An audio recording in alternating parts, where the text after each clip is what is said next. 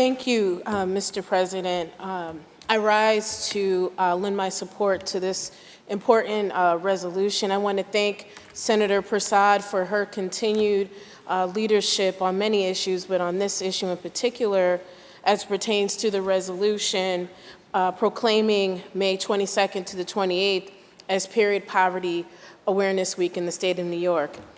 I think it is important, and as Senator Prasad already alluded to, that we continue to raise awareness on this bodily function because there are so many stigmas still to this day around it. And in fact, those stigmas are being discussed as potential policies from the standpoint of banning conversations about periods.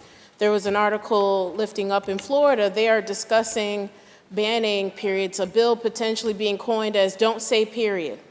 And so I find that to be ironic because some of the sentiments around it is that it makes people uncomfortable to talk about it.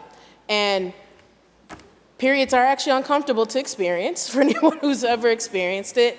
And at the same time, we as a state, as a country, as a community, we have to become comfortable and committed to ensuring that people have dignity, but also remove barriers to have access to this important resource.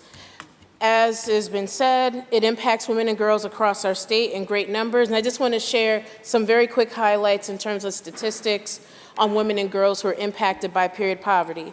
In New York, 1 in 6 women and girls between the ages of 12 and 44 live below the federal poverty line.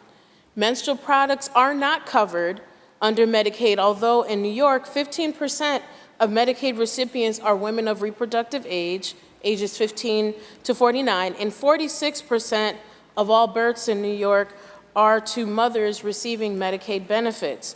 1 in 3 low-income women miss work, school, and outings due to a lack of period supplies. 1 in 4 teens in the U.S. miss class due to lack of access to period supplies in New York, and 65% of female students in grades 7 through 12 who attend public schools are also impacted by this. As I said before, and as Senator Prasad eloquently alluded to, period supplies are a necessity, and they should not, in this year or any year, be a barrier as it pertains to having access.